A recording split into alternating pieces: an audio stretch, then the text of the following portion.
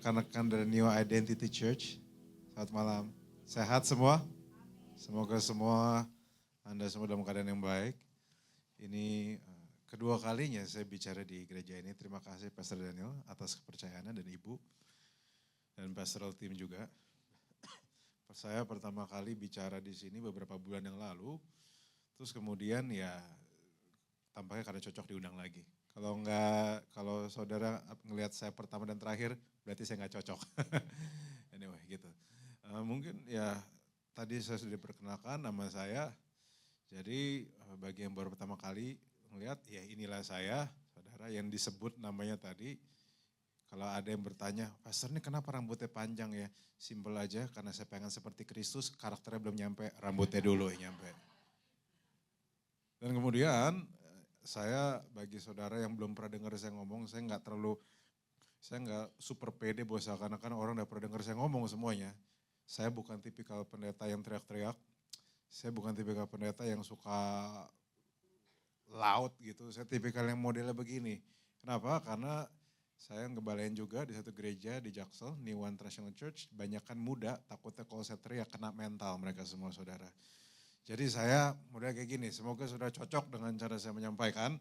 Nah, hari ini saya hanya akan membagikan satu perenungan yang simple, tidak sulit, tetapi kalau kita nangkep ini akan mengubah hidup kita, mengubah gereja kita, dan juga mengubah cara orang-orang melihat Anda dan saya.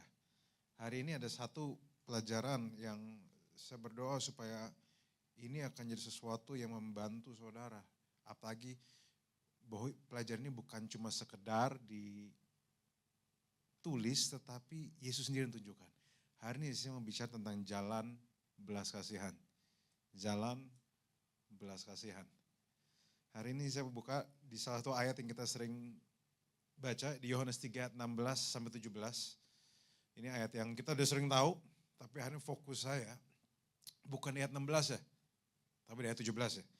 Karena begitu besar kasih akan dunia ini sehingga ia telah mengaruniakan anak yang tunggal supaya setiap orang percaya pada tidak binasa melainkan beroleh hidup yang kekal. Sebab Allah mengutus anak ke dalam dunia bukan untuk menghakimi dunia, nah ini, melainkan untuk apa? Menyelamatkannya. Dari sini Yesus ngomong sesuatu tentang apa yang di hatinya Bapa di surga. Dan ini yang saudara kita perlu pegang baik-baik. Bahwa semua orang terlalu terfokus di ayat yang 16. Terus mereka lupa di ayat 17. Juga kebenarannya sama powerful ya bahwa Yesus punya satu alasan bahwa dia hadir di dunia pada waktu itu. Dia hadir bukan untuk menghakimi tetapi untuk menyelamatkan. Ini satu kebenaran simple, so classic, tapi kita lupa bahwa dia hadir di dunia bukan untuk menghakimi, tetapi untuk menyelamatkan. Dia Tuhan yang menciptakan semua, dia bisa menghakimi, tetapi dia memilih untuk menyelamatkan. Jadi bayangkan saudara kalau Yesus hadir di sini, dia tidak hadir untuk menghakimimu. Dia hadir untuk menyelamatkanmu. Dia mengerti engkau dari mana. Dia tahu hidupmu seperti apa. Dia hadir jadi manusia, sepenuhnya manusia. Dia mengalami semua yang Anda dan saya rasakan. Saudara, kalau kita boleh jujur, hari ini Anda semua duduk di tempat ini, Anda kelihatan segar dengan make up Anda, dan dengan Anda mungkin baru pulang kerja, habis melayani. Tapi kita nggak pernah tahu kan apa isi hati orang. Anda mungkin terbiasa misalnya angkat tangan, shalom saudara sebelum keadaan baik, amin. Seringkali kata amin itu tidak selalu jadi kenyataan kita, tapi omongan iman kita kan. Karena kita tidak selalu dalam keadaan yang baik. Kita tidak selalu dalam keadaan yang sempurna. Hari ini saudara mungkin sudah kenal siapa yang di sebelah saudara. Tapi saudara nggak kenal apa yang terjadi dengan dia. Saudara tidak selalu tahu apa yang terjadi sama dia. Saudara mungkin tinggal serumah, tapi saudara tidak selalu tahu isi hatinya seperti apa. Pergumulannya seperti apa. Dan bagi Anda yang ada di sini, izinkan saya kasih tahu. Kalau misalnya Anda sadar, Anda nggak tahu banyak hal di samping dan kiri kananmu. Izinkan saya kasih tahu, kalaupun Yesus hadir di sini, dia tidak hadir untuk menghakimi Anda. Dia hadir untuk menyelamatkan Anda, dia mengasihi Anda, dia peduli dengan Anda. Dan ini yang harus kita pegang. Karena, saudara tahu nggak ada sebuah statement dari seorang filsuf yang saya kagumi, namanya Cak Lontong. Dia bilang ini, hidup ini seperti sekumpulan tempe, tidak ada yang tahu. Saudara mungkin tahu cerita ini kan. Nggak ada yang tahu. Poin saya kenapa gini, saudara gini, setiap kali saya ketemu gitu banyak orang. Saudara, you sering ketemu banyak wajah. Kita nggak tahu background seperti apa. Mungkin ada yang baru cerai, ada yang baru kena KDRT. KDRT bukan kekudusan dalam rumah Tuhan ya saudara ya. Kekerasan dalam rumah tangga. Ada yang habis ditikam keluarganya sendiri. Dan habis ditipu. Dan jadi jika saudara ngalamin hal seperti itu, saya cuma minta satu saudara, datanglah pada dia. Karena dia tidak datang menghakimi saudara. Justru pada waktu saudara berdosa, saudara ada dalam keadaan yang gak bagus. Justru jangan lari dari Tuhan, larilah kepada Tuhan. Ini mental yang kita perlu pegang. Dan kenapa saya pegang hari ini? Karena saudara gini, banyak stres di hidup kita hadir karena masa-masa seperti itu. Masalah keluarga, keuangan, pendapat orang lain. Dan bahkan kalau boleh jujur, saudara mungkin bagi para suami istri, Anda sedang tidur dengan musuh besar Anda. Haha. Tapi Anda gak bakal berani ketawa karena istri atau suami Anda di sebelah Anda kan? Ya, of course Anda gak akan berani ketawa. Oh berani ya? Oke. Saya gak mau dengar ada yang bercerai ya habis ini ya. Nah, jadi istilahnya sleeping with the enemies ya, ceritanya gitu kan. Kenapa? Karena kadang kan kita kalau udah menikah kelamaan bisa berasa ini makhluk dari mana, kena apa yang gue lihat zaman dulu. Nah, poin saya bukan di ayat itu. Saya mau ajak kita sama-sama ngeliat ini di Yakobus 2:13 saudara. Ini yang firman Tuhan bagikan. Sebab penghakiman yang tak berbelas kasihan akan berlaku atas orang yang tidak berbelas kasihan. Tetapi belas kasihan akan menang atas penghakiman. Kenapa saya bahas hal ini? Karena firman Tuhan menawarkan ada dua jalan yang saudara dan saya harus pilih setiap hari. Dimanapun Anda berada, Anda harus memilih. Dan setiap jalan ini punya konsekuensi yang berbeda-beda, punya lika-liku yang berbeda-beda, dan hasil juga berbeda. Yang satu bernama jalan penghakiman, yang satu bernama jalan belas kasihan. Dua jalan ini sama sekali berbeda. Saudara tahu nggak? Dampaknya bisa sama sekali berbeda. Saudara gini, sekarang gini, Anda kita semua di sini sudah jelas hidupnya nggak semudah itu. Setuju nggak bahwa hidup tidak sesederhana itu? Kenapa? Karena sederhana hanya milik restoran Padang. Hidup Anda nggak sederhana itu. Setuju nggak kalau pada waktu Anda, kehidupan Anda dalam keadaan tertekan yang Anda butuhkan bukanlah penghakiman. Tapi entah kenapa kita sering melakukannya sama orang lain. Entah kenapa tanpa sadar setiap kali ada orang mungkin dengan baju yang mungkin tidak layak untuk masuk ruang maha kudusnya Tuhan. Tiba-tiba mata Anda naik turun atas bawah dan menghakimi dia tanpa sadar. Mungkin mata Anda, mungkin Anda nggak ngomong tetapi mata Anda yang memperhatikan. Atau mungkin ada orang udah lama nggak datang. Baru udah lama nggak datang mungkin kita nggak tahu backgroundnya seperti apa. Tiba-tiba ngomong, masih Kristen udah lama nggak datang. Kan nyebelin kan, jerawat Anda tinggal satu ya, satu apa? Satu muka gitu kan. Kayak, itu memuji atau mengejek itu maksudnya. So be careful dengan mata Anda, kenapa? Karena seringkali jalan hidupmu akan menentukan kamu akan seperti apa. Saudara tahu gak bahwa gini, penghakiman itu ada di mana-mana dan dimulai bisa dari mana aja. Gak usah jauh-jauh. Saya pernah, atau saudara mungkin pernah gak ngalamin, ada orang cerita ke saya, tiba-tiba bilang, Pastor itu orang nakutin banget deh. Kayak itu orang lagi ngejelekin saya, itu orang kayak benci sama saya. Pas saya lihat mukanya, ternyata dia cerita, enggak Pastor, muka saya emang jutek gitu. Jadi dari pabrik emang jutek gitu maksudnya. Saudara pernah gak di hakim, ada yang pernah ngalamin kayak gitu gak? Mungkin saudara gak ngapa-ngapain, mukanya lagi bengong, ya, gak lagi niat buruk, gak lagi merancangkan mau ngeledakin negara atau apa. Anda nggak lagi memikir akan apa-apa, cuma muka Anda mungkin dari pabrik agak sedikit, ya bibirnya agak kepleset ke depan sedikit gitu misalnya. Jadi kesannya jutek, akhirnya orang ngejudge saudara. Kenapa? Karena itu banyak terjadi. Istri saya ada salah satu manusia cantik yang paling sering dijudge. Cantik kan beda-beda kan, tapi dia salah satu yang sering dijudge. Karena dari tongkrongannya, dia kayak Disney Princess tapi cocokkan bawa pedang gitu maksudnya. Saudara tahu Disney Princess macam-macam, ada Snow White, ada Cinderella, kalau dia cocoknya Mulan gitu. Itu istri saya. Makanya saya tahu persis setiap kali dia dari kecil sering dijudge mengerikan dan sebagainya. Tapi saudara, kita pilih, kita mau ada di posisi mana? Penghakiman atau belas kasihan? Apa kita mau menghabiskan hidup kita di jalan yang kita mungkin sering lakukan? Saudara gini, kalau kita boleh jujur, kita lebih sering mengalami penghakiman di lingkungan kita. Lingkungan kita penuh dengan penghakiman. Bahkan dari cara berpakaian Anda bisa dihakimi. Bahkan Anda bisa menghakimi orang lain hanya karena cara berpakaiannya. Tapi pertanyaan saya, Yesus menawarkan, firman Tuhan menawarkan jalan berbeda. Namanya jalan belas kasihan. Dan dari Alkitab udah ngomong, belas kasihan akan menang atas penghakiman. Saudara gini, kalau kita, ini lagi mau, sorry kalau pakai agak kasar ya. Kalau kita lagi mau main judi bola ya saudara ya. Pastikan, ya tentu judi itu dosa, oke, saya nggak bilang judi itu benar. Tetapi kalau misal kamu bertaruhlah sampai udah menang. Bertaruh kalau dalam konteks ini, belas kasihan. Kenapa? Karena setuju nggak saudara? Hari ini pun Anda dan saya adalah produk dari belas kasihan Tuhan. Anda dan saya, you and I, pernikahanmu, udara yang kamu hirup, pekerjaan yang kamu miliki, keluarga yang kamu miliki, air yang kita bisa konsumsi, itu semua adalah produk belas kasihan Tuhan. Yang berbelas kasihan pada Anda dan saya. Kenapa? Karena kalau dia nggak berbelas kasihan pada Anda dan saya, hari ini kita nggak di sini. Kita sudah dibakar di api neraka dan setan akan ngomong menyala bangku, gitu kan. Tetapi gara-gara dia menyelamatkan kita, dia sayang sama kita, dia membuang penghakiman dia menyelamatkan kita. Dia bawa kita masuk ke keluarga ya, dan sekarang kita bisa ngomong menyala Yesus kok. Amin gak saudara? Ya, jadi saudara harus lihat, penghakiman kadang bisa dimulai dari rumah. Kadang beberapa suami terlalu fokus kekurangan istri. Kadang istri paling jago ngeliat kekurangan suami. Apalagi kalau udah kelamaan gitu kan masa menikahnya kan. Jago banget.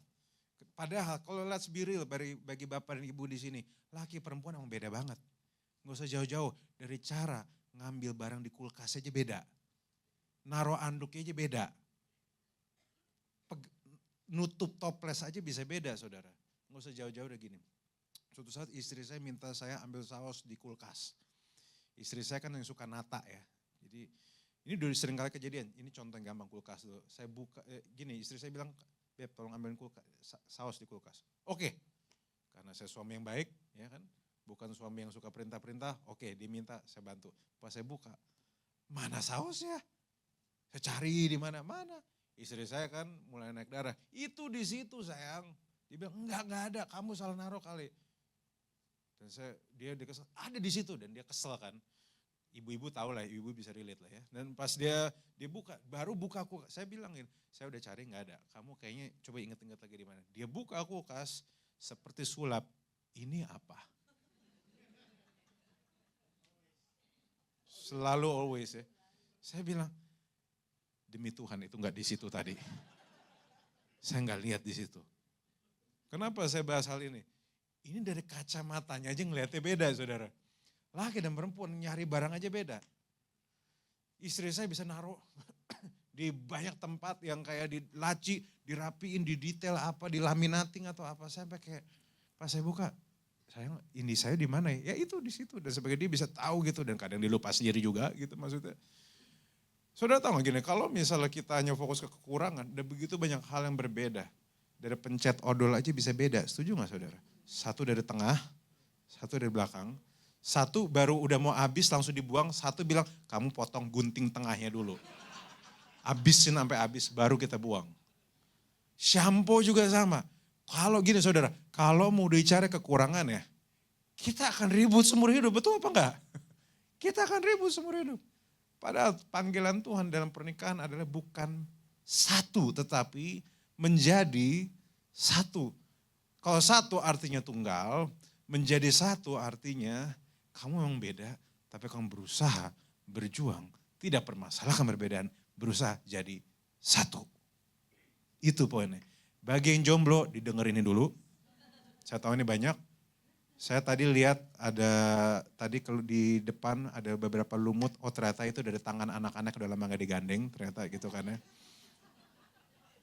Tangan para volunteers yang udah lama gak digandeng ya, udah lumutan gitu kan. Soalnya kadang ini penghakiman bisa dari mana aja dan kalau mau dicari kelemahannya kita bisa punya alasan untuk menghakimi. Suatu saat saya tahu ada istri mau ceraiin suaminya Kenapa? Karena dianggap suaminya berbohong, istrinya katanya menderita banget. Kamu bohong, kenapa? Kamu gak pernah bilang kamu miskin, kamu pembohong sama saya mau cerai. Dan suaminya bilang, saya terima saya miskin, tapi saya gak terima saya dibilang pembohong. Karena pada waktu pacaran saya udah bilang, cuma kamu yang aku miliki satu-satunya. Cuma kamu bilang, oh so sweet banget gitu kan. Loh saudara, kamu dicari masalah akan selalu ada. Tapi pada waktu kita memilih terus-menerus menghakimi, kita kehilangan kuasa untuk mengasihi. Makanya jalan belas kasihan. Belas kasihan punya dua arti di dalam bahasa Inggris, yaitu satu namanya mercy, satu namanya compassion. Mercy itu adalah kasih yang ditunjukkan dengan tindakan. Dan ini dampaknya besar sekali saudara. Mercy itu mahal. Makanya yang mobil namanya mercy itu mahal. Bukan untuk semua orang. Maka belas kasihan itu penting. Mercy adalah kasih yang ditindaklanjuti. Dia bukan cuma sekedar perasaan, tapi perasaan yang ditindaklanjuti. Dan itu yang Yesus lakukan. Dan saudara setuju gak? Kalau Anda mengasihi Tuhan, setuju gak kita perlu mengasihi yang Tuhan sayang? Saya ulang sekali lagi ya. Siapapun yang mengasihi Tuhan, harus belajar mengasihi yang Tuhan sayang. Anda mengasihi Tuhan, that's good. Tapi dorongannya bukan cuma mengasihi Tuhan, tapi mengasihi yang Tuhan sayang. Penghakiman itu merendahkan. Penghakiman itu menjatuhkan. Penghakiman memberi beban kepada orang-orang yang sudah terbeban. Tidak pernah ada hal baik muncul dari penghakiman. Tapi belas kasihan, berusaha mengerti, berusaha berempati, berusaha terima orang walau tidak sesuai standar kita. Berusaha menerima, membuka hati kita untuk tidak langsung menghakimi, tapi mendengar dulu ceritanya. Itu dampaknya besar. Dampaknya luar biasa. Dia mampu hadirin perubahan positif dari seseorang. Membelas kasihan membawa seorang naik. Kenapa? Karena saudara setuju gak bahwa kita bisa banyak salah dalam melihat. Suatu saat pada waktu saya masih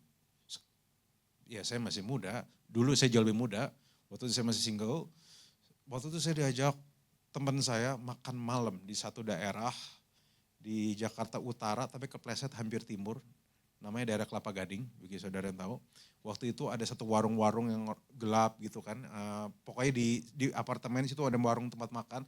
Terus suatu saat saya berkeluar dari mobil, tiba-tiba saudara ada cewek pakai mini dress lagi jalan ke warung. Saya pikir, ya namanya laki. Masa saya lihatnya laki saudara, ya perempuan yang saya lihat dong ya. Saya lihat, lucu juga. Gemes kan maksudnya kan. Tapi saya mikir malam-malam gini kenapa pakai mini dress gitu ya. Sampai saya perhatiin punggungnya bolong gak ya itu ya. Kayak. Terus saya penasaran kan namanya laki, saya penasaran, saya deketin. Wah kelihatannya menarik sih, lucu ya. Pas saya nengok, lihat sekilas, ternyata dia laki saudara. Ternyata dia banci. Dari belakang Michelle, pas mukanya mubarok ternyata. Sering kejadian, sering sekali. Saya gak tahu dia gak keluarin suara, dia kelihatan proper. Pas di depan mukanya, wah Mas Mubarok gimana Mas, gimana? Gimana kabar Pak? Saya udah takut di kumisnya tebel kayak suaminya Inul gitu kan ternyata.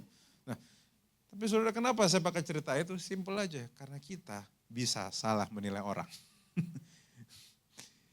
Mata aja bisa salah. Saudara ingat gak di kitab Samuel ada satu statement dari Tuhan yang bilang gini, manusia melihat rupa, tetapi Tuhan melihat hati. Kita sering dengar ya. Tapi sebenarnya kalau diterjemahkan itu ada statement yang menarik.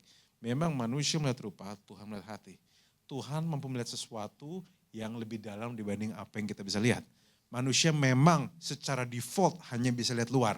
Jadi tentu apa yang kita tunjukkan di luar juga penting.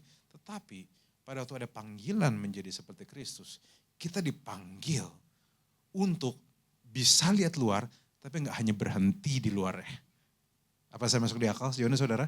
Kita dipanggil bukan cuma sekedar untuk melihat luar ya, tetapi go deeper.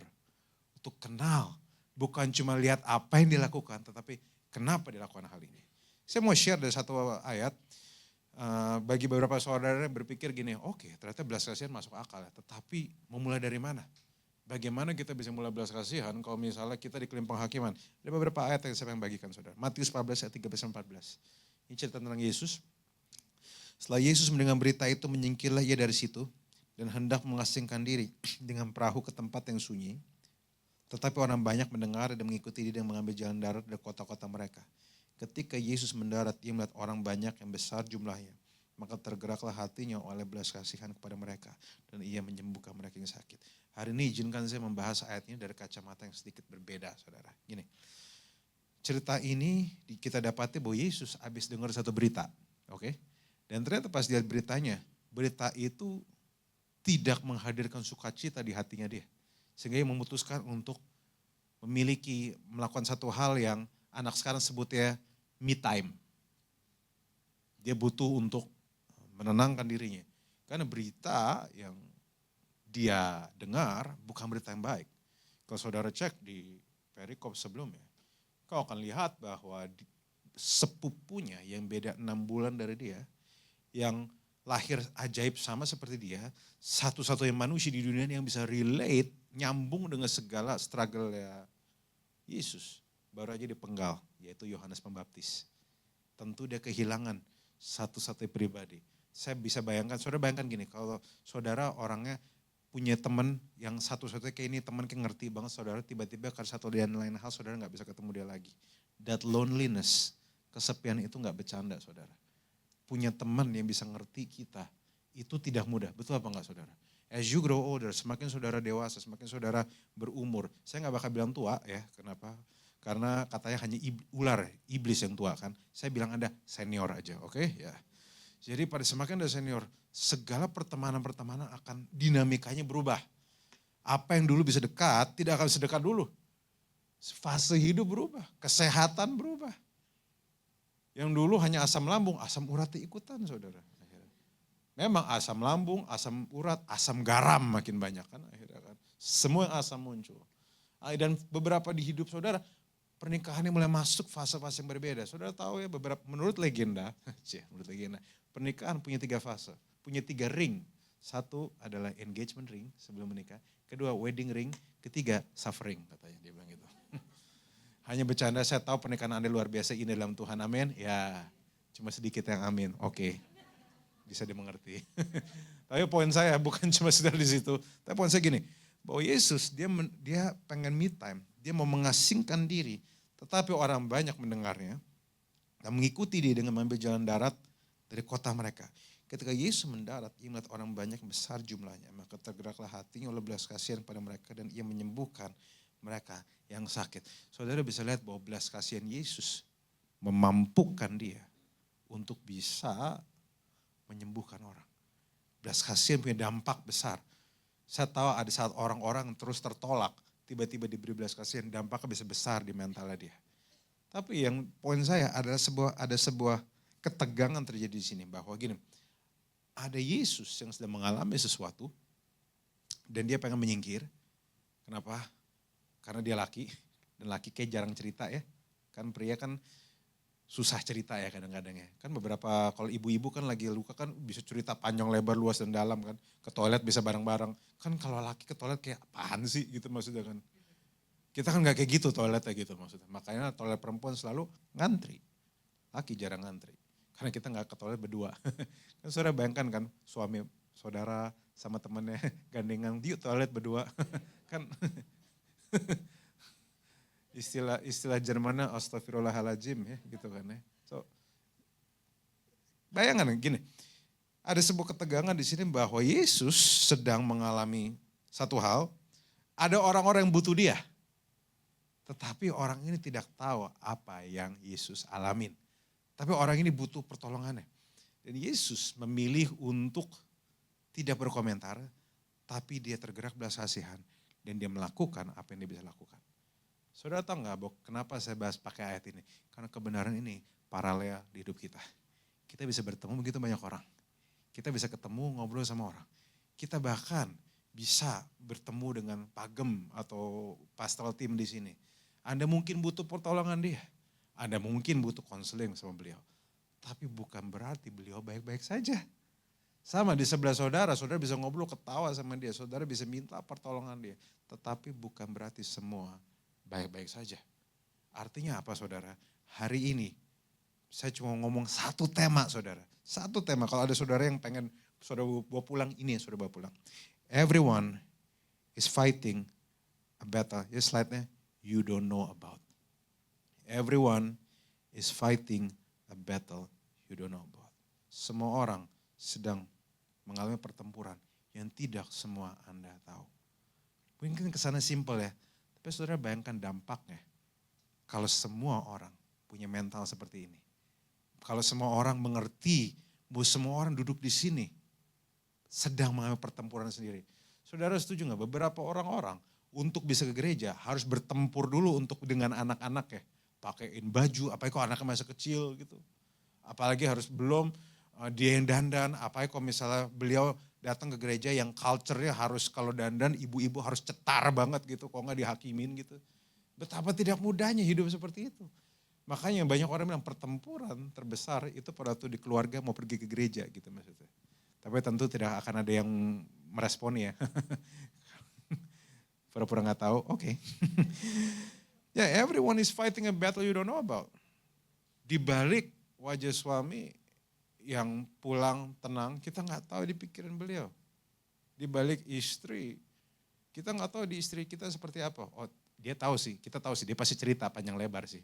Dan seringkali kita yang kena lagi kan bapak-bapak ya. Ya. Nah, saya mau share ada satu gini saudara. Saya pernah di Instagram saya bikin setiap tahun, saya bikin apa yang namanya question box. Dan saya bikin tulisan ini, share your darkest secret. Itu, kalau saudara cek Instagram saya nulis, share your darkest secret. Tiap tahun dari 2021 sampai 2024, tiap tahun saya bikin di question box itu. Jadi idenya adalah, saya minta orang-orang, follower saya, untuk sharing rahasia tergelap mereka. Dan tidak akan dia menghakimi mereka, tapi saya cerita mereka, saya repost ya. Untuk orang tahu aja. Untuk orang berbagi aja gitu. Itu yang saya lakukan. Dan saudara, sudah 3-4 tahun berlalu sampai sekarang. Tiap saya ngomong itu ada ratusan cerita. Jadi mungkin udah 3-4 tahun udah ribuan kali. Saya cuma akan bawa 9 apa 8 diantaranya saudara. Dan saudara gini, yuk kita lihat muncul gak slide-nya? Lihat gak saudara? Semoga kelihatan ya. Ada beberapa perempuan, ada laki-laki. Dan kalau saudara bisa lihat mukanya, kalau saya bisa kasih tunjuk mukanya, which is saya tidak akan tunjukkan juga. Saudara akan lihat bahwa ini orang-orang biasa.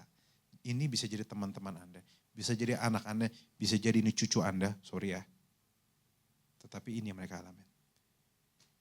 Lost my purity to a man who dumped me without good reason. Kehilangan keperawanan saya kepada laki-laki yang membuang saya tanpa alasan jelas.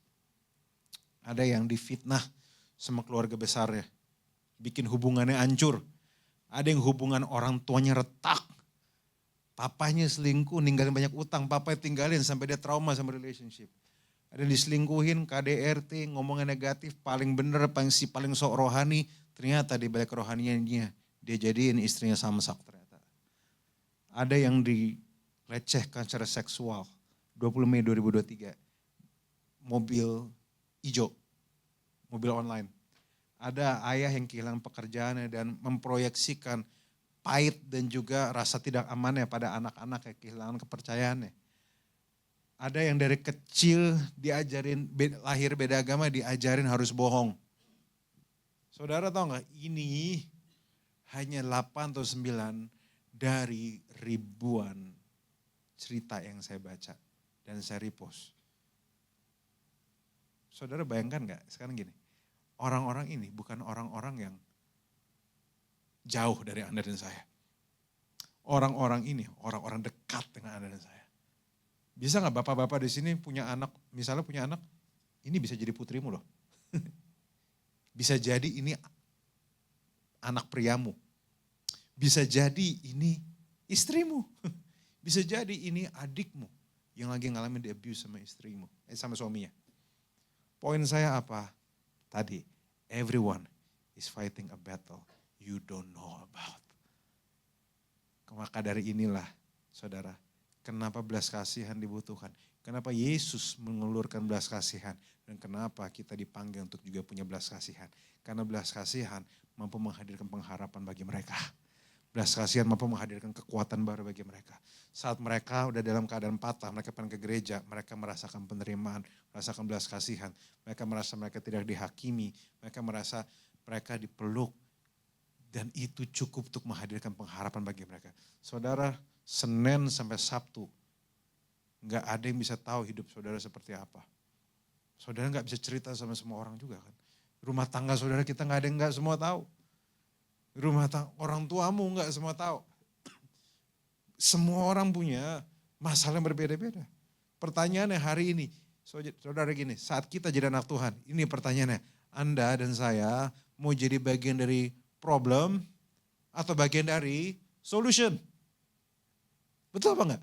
Saya kan muter-muter, cuma ini aja angle-nya.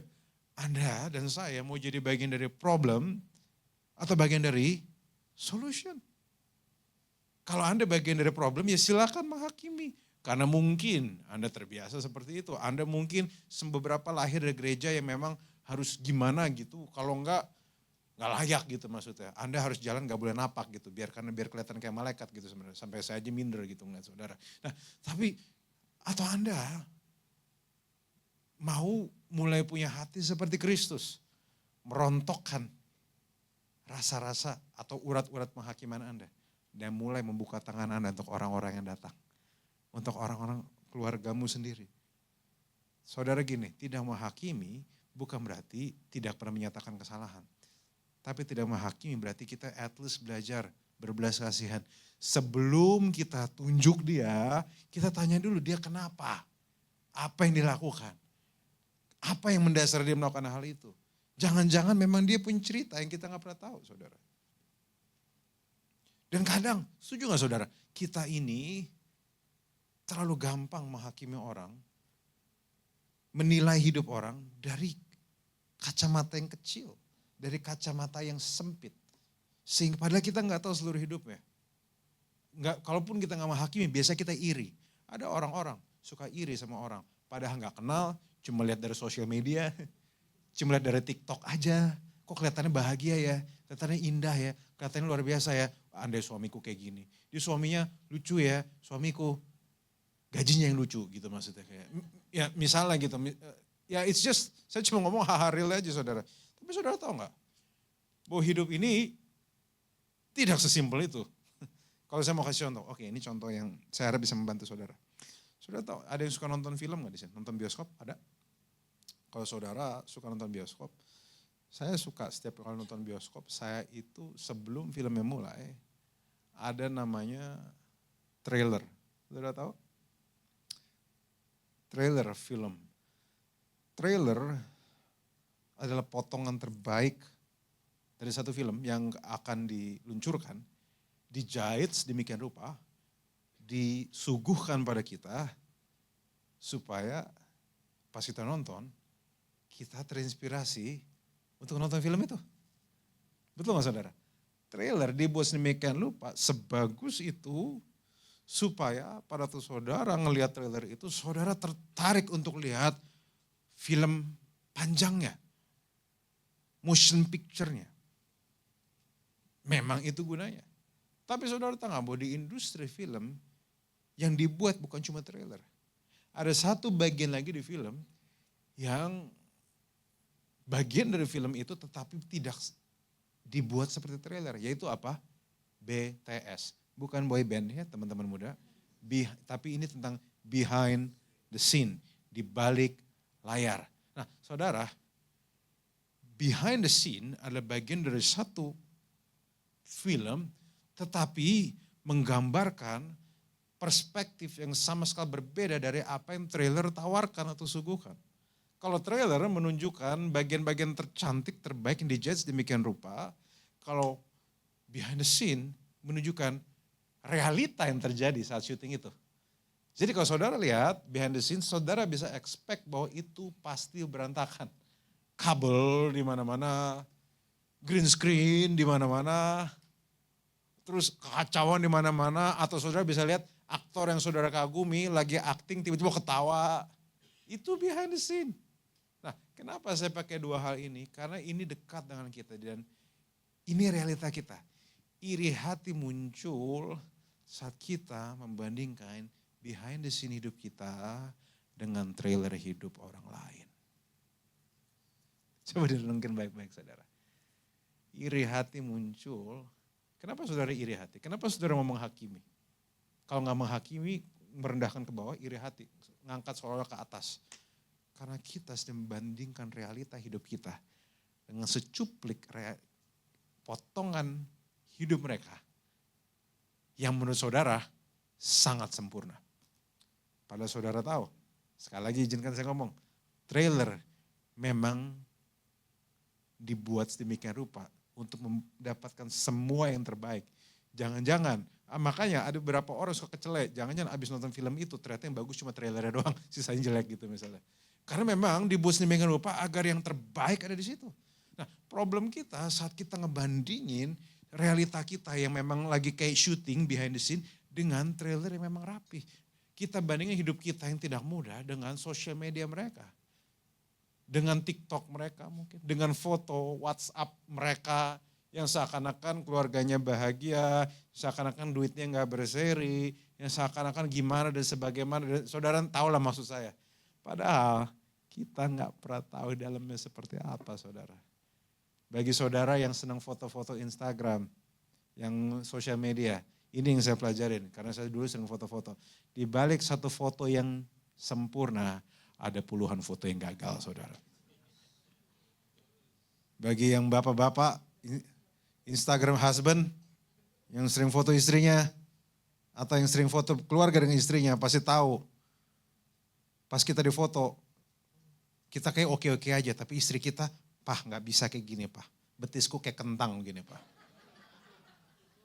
Ganti lagi Pah, Pah mukaku lagi gak siap Pah." Sementara saudara tahu kan laki dan perempuan itu di foto beda kan. Kalau perempuan bisa gayanya begini, bisa gayanya ini, gini. Kalau pria kan yang paling gampang. Kan kita cuma bisa gitu doang kan ya. Kita kaku kayak peraturan. Kayak kita aja lebih kaku dari peraturan undang-undang saudara kayaknya. Poin saya kembali lagi. Saudara, setiap orang punya pergumulannya masing-masing.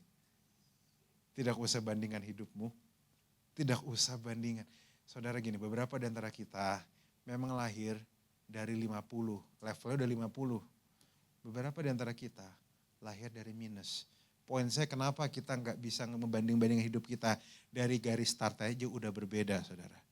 Ada Anda yang sudah lahir dalam keadaan privilege, dalam keadaan yang beruntung. Di daerah yang baik, di daerah yang oke. Beberapa tidak semua seperti Anda dan saya. Makanya hidupnya gak bisa dibandingin. Dan karena kita tahu gak bisa dibandingin, toh kita jangan menghakimi orang-orang yang kita gak tahu hidupnya. Gak usah jauh-jauh saudara, dari ruang ini aja saudara. Saudara lihat kiri kananmu. Apapun pakaian mereka, apapun tongkrongan mereka, walaupun wajah mereka mungkin lagi galak. Kita siap, jangan-jangan mereka bukan galak, mereka lagi perhatiin, jangan-jangan. Jangan dihakimi. Hari ini, saudara, kita nggak tahu. Kita kadang suka iri, dengki sama orang, saudara. Kita nggak tahu. Padahal hidup udah susah. Bayangkan saudara, hidup udah susah, ada beban berat, ngurus keluarga nggak mudah. Udah tahu susah. Masa kita harus hakimin orang lain lagi? Gini saudara, ada statement yang begini. Di dalam hidup ada dua jalan, ya, jalan penghakiman dan jalan belas kasihan. Yang satu akan membuat hidupmu dan sekitarmu menderita. Yang satu akan menghadirkan sukacita, kekuatan, kebaikan, nama baik, dan berkat. Yang mana yang kamu pilih? Saudara gini, di dalam kehidupan kita, penghakiman, saudara kalau pilih jalan penghakiman, saudara kita akan selalu bisa tetap berjalan. Tapi itu akan bikin hidup kita menderita. Itu akan bikin hidup orang menderita. Kita akan dijauhi. Banyak orang dijauhi bukan karena Kristus, tapi karena dia suka menghakimi. Kalau dijauhi sama Kristus itu biasa, saudara, memang harusnya begitu. Masalahnya yang saya temukan, sorry ya, orang menjauhi kita tapi mendekat ke Kristus. Berarti yang salah bukan Kristus, yang salah di kitanya. Pernah gak saya berpikir seperti itu saudara? Yang kedua, jalur belas kasihan.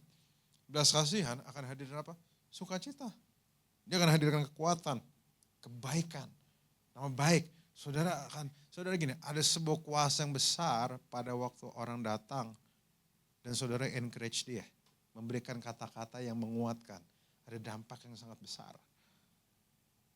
Walaupun kehidupan dia belum berubah, minimal mentalnya berubah, pengharapannya kembali. Dan dia tahu kalau dia gini, kalau mereka lihat Tuhan lewat saudara, mereka lihat Tuhan sebagai Tuhan yang punya pengharapan atas mereka. Mereka lihat Tuhan sebagai Tuhan tidak menghakimi. Saudara bisa bayangkan gak?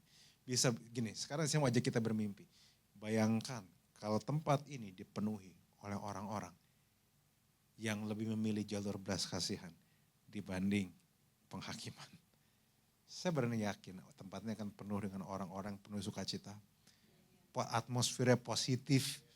Orang datang merasa happy, dia akan duduk, gak bakal keluar lagi. Sampai tidur di sini juga, no I'm just kidding yang itu. Tapi dia akan sukacita karena dia merasa di welcome. Karena saudara tahu gak, banyak orang udah tahu dia berdosa. Orang udah tahu nih orang berdosa, dia tahu saudara. Gini, kalau mau sama hakimin yang paling jago bukan kita saudara. Netizen yang paling jago saudara. Netizen tuh lebih hebat dari Tuhan sama hakiminya saudara. Poin saya adalah orang-orang datang ke sini, Senin sampai Sabtu kita nggak tahu, mungkin udah dimarahin bos, family nggak dalam keadaan terbaik. Today kita bisa jadi alat Tuhan untuk stretch our hands dan memberikan belas kasihan. Tidak menghakimi mereka, bertanya seperti apa, beneran peduli. Ada satu statement dari Billy Graham, saya udah selesai, silakan tim Present Worship. Ada satu statement dari Billy Graham yang bilang gini, adalah tugas Allah untuk menghakimi, tugas Roh Kudus untuk menginsyafkan, tapi tugas saya untuk mengasihi. Itu kita. Kalau sang hakim aja memilih untuk mengasihi, masa kita yang harus mengasihi malah memilih menghakimi. Itu poin saya soal hari ini saudara. Bagi gini, saya tahu di ruangan ini ada begitu banyak orang yang di fase-fase hidupnya berbeda-beda. Bagi teman-teman muda yang masih menimba ilmu ya sampai kuliah, saya cuma kasih tahu bullying, merendahkan itu real dampaknya. Saya punya teman saya bunuh diri gara-gara dibully. Kalau kamu nggak bisa jadi bagian dari solusi, minimal kamu jangan jadi bagian dari problem. Pakai perkataan bukan untuk merendahkan tapi untuk membangun. Karena kamu juga mau dibangun, kamu nggak mau direndahkan. Yang bagi teman-teman yang masih kuliah dan sekolah-sekolah ini ya, itu real. Jangan terjadi seperti itu. Nah yang baru punya anak, bagi yang baru menikah, ada yang baru punya anak di sini, saya cuma mau kasih tahu bahwa suara-suara mendidik anak itu ilmunya banyak, oke? Saudara kalau mau cari, pada waktu anak baru brojol, baru lahir, si tante ini bilang, ini giniin aja. Si tante ini bilang, ini giniin aja. Kalau mau Anda gak bisa mendengar, sakit kepalamu. Dan ingat bahwa bagi yang baru melahirkan, saya berdoa saya cuma satu. Berbelas kasihanlah pada suamimu, berbelas kasihanlah pada istrimu. Kalian sedang menghadapi badai yang gak mudah. Gak selalu semuanya harus kamu cerna, gak semua harus disetresin. Yang suami bisa di posisi itu, jangan lupa istrimu lagi susah. Anak gak selalu tahu, setuju saudara, masih bayi gak tahu kenapa dia bisa nangis. Banyak suami-suami habis pulang jadi sering bengong. Ada yang pengen bantu istrinya, tapi skillnya kurang aja. Mau bikinin susu, mau susunya tumpah. Akhirnya istrinya kesel gitu maksudnya. Itu kan dinamika-dinamika yang tidak mudah saudara. Di masa itu berbelas kasihanlah. Andalkan Tuhan. Belajar yang benar, cari metode pendidikan yang paling cocok menurut kalian. Gak semua suara orang perlu didengar. Dan Bapak Ibu yang anaknya sudah mulai besar, saya cuma mau kasih tahu, karena saya melayani juga banyak generasi muda dan orang tuanya. Akan ada kemungkinan anakmu tidak sesuai dengan ekspektasimu. Halo, orang tua di sini. Akan ada kemungkinan anakmu tidak sesuai ekspektasimu. Akan ada kemungkinan anakmu mengambil jalur yang berbeda. Ada kemungkinan anakmu akan, atau enggak dia punya cara berpikir yang berbeda. Kalau saya cuma bisa bilang, sebagai penengah, saya tidak mau menghakimi siapapun, saya tahu itu enggak mudah. Kalau memang dia, selama dia tidak keluar dari jalur Tuhan, selama dia enggak keluar dari jalur sang penciptanya dia, biarkan dia berkelana, tetapi tetap support dia. Karena kadang mereka perlu nabrak dulu, baru balik. Gitu. Kadang begitu anak udah dewasa, orang tua harus izinkan mereka melakukan kesalahan. Asal kesalahan jangan sampai kelewatan juga. Jangan sampai tiba-tiba masuk penjara, narkoba, gak usah gitu juga maksudnya. Tapi ini buat orang tua penting. Kenapa? Karena kalau misalnya Anda punya perusahaan, someday kesalahan-kesalahan anak mempelajarin, akan membantu dia jadi pribadi yang lebih baik. Pribadi yang lebih kuat.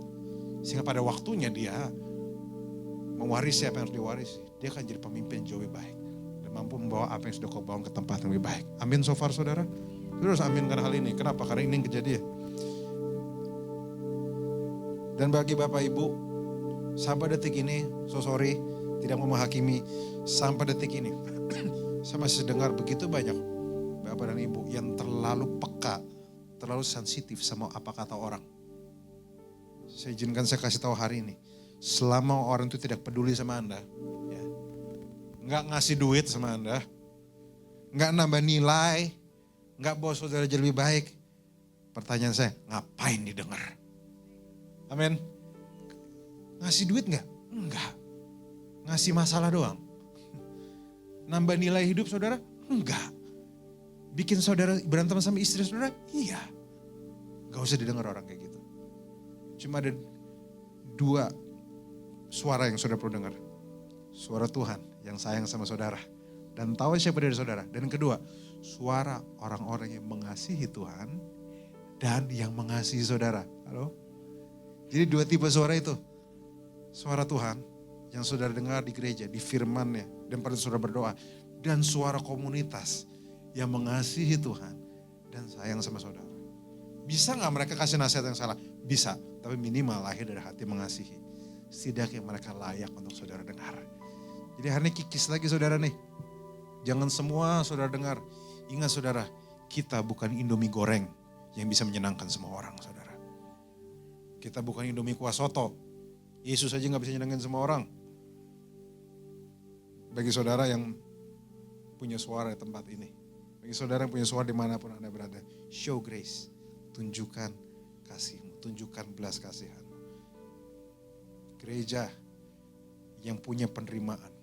Gereja yang jalannya belas kasihan. Gereja yang tidak menghakimi. Gak mungkin gak berdampak. Gak mungkin gak penuh. Saya akan tutup dengan cerita ini. Saya dengan statement ini. Everyone is fighting a battle you don't know about. Be merciful because God is merciful towards you. Sebelum Anda berbelas kasihan pada sekitarmu, Tuhan sudah berbelas kasihan pada Anda dan saya terlebih dahulu. Mari kita bangun nilai-nilai ini. Bangun satu gereja, satu pelayanan yang digerakkan oleh belas kasihan. Dan karena pada waktu, kita lihat pada waktu Yesus berbelas kasihan, mujizat muncul. Perubahan muncul. Karena ada belas kasihan di situ. Udah sampai situ aja. Semoga saudara diberkati. Saudara diberkati jauh ini. Saya harap saudara belajar sesuatu. Yuk kita berdiri sama-sama. Saya udah selesai bicara. Saya tidak akan nyanyi untuk tutup. Saya hanya akan mendoakan saudara. Tuhan, hari ini aku berdoa untuk semua anak-anakmu di sini. Aku berdoa bagi semua Bapak, Ibu, teman-teman, rekan-rekan muda, baik yang melayani maupun dilayani, maupun sedang datang dalam keadaan yang mudah, dalam keadaan penuh sukacita ataupun duka cita. Aku cuma bisa berdoa Tuhan bahwa Tuhan tahu setiap pergumulan hati mereka. Tuhan tahu apa yang terdalam di relung hati mereka. Bahkan sesuatu yang mereka gak bisa ceritakan pada orang-orang yang terdekat. Sesuatu yang mereka bingung untuk ceritakan. Tapi hari ini Tuhan, biarlah ada satu yang kami mengerti bahwa Engkau pribadi yang paling tahu siapa hidup kami. Kami akan terbuka di hadapan-Mu. Tapi kami juga mau memutuskan rantai kutukan penghakiman ini. Kami tidak mau jadi penerus nilai-nilai penghakiman. Tapi kamu jadi pionir untuk memulai sebuah nilai-nilai yang baru. Yaitu jalan belas kasihan. Jalan yang kau sudah contohkan. Jalan yang terbukti mampu mengalahkan penghakiman. Yang terbukti mampu menghadirkan perubahan di hidup orang. Yang terbukti mampu mengangkat harga diri orang. Terbukti mampu mengangkat mereka kembali menjadi serupa dan segambar dengan-Mu Tuhan. Biarlah hati kami dipenuhi belas kasihan dan belas kasihan daripada-Mu. Dan sambil sebelum, karena kami tahu ini gak mudah. Tapi minimal biar kami sadar, biar kami berempati bahwa semua orang punya pergumulan yang berbeda. Dan biar sebelum kami bisa melakukannya, Kau Penuhi kami dengan belas kasihan-Mu Tuhan. Ingatkan kami kembali atas apa yang sudah Kau lakukan. Ingatkan kami kembali bahwa kami diselamatkan dari api neraka karena kebaikan-Mu, karena belas kasihan-Mu. Ingatkan kembali bahwa kami ini adalah produk dari belas kasihan-Mu. Ingatkan kami kembali Tuhan. Dan biarlah hari ini kami deklarasikan bahwa ada roh-roh kami yang terbiasa menghakimi pelan-pelan. Kau ubah hati kami. Kau ubah hati kami. Dan bagi ada yang tertegur hari ini, biarlah Roh Kudus Kau yang menginsyafkan mereka, Kau yang mengubah hati mereka, Kau mengubah hati dan pikiran mereka, sehingga enggak sekedar ngomong sembarangan, tetapi menjadi bagian dari pionir belas kasihan. Bahwa kami melihat setiap pribadi yang kami layani bukan sebagai problem, tapi sebagai promise dari-Mu, bahwa mereka bisa jadi sesuatu saat mereka mengalami belas kasihan dari-Mu Tuhan. Terima kasih Bapak, hamba-Mu selesai berbicara, tapi Kau belum meteraikan pesan ini sehingga jadi pesan yang kuat, menyegarkan, menginspirasi bagi setiap anak-anak-Mu yang hadir di sini. Terima kasih Bapak, berkati gereja ini, sebuah gereja yang mampu menghadirkan identitas yang baru. Dan kami percaya bahwa belas kasihan, pelan tapi pasti mampu menghadirkan identitas yang baru. Karena mereka sudah mengalami belas kasihan dari yang menciptakan mereka. Terima kasih Bapak, biarlah ada nilai-nilai kebaikan, belas kasihan, damai sejahtera, kekuatan, encouragement, dorongan-dorongan rohani yang bawa pada hal-hal yang baik. Terima kasih Bapak, di dalam nama Yesus. Amin. Tuhan berkati saudara. God bless you all.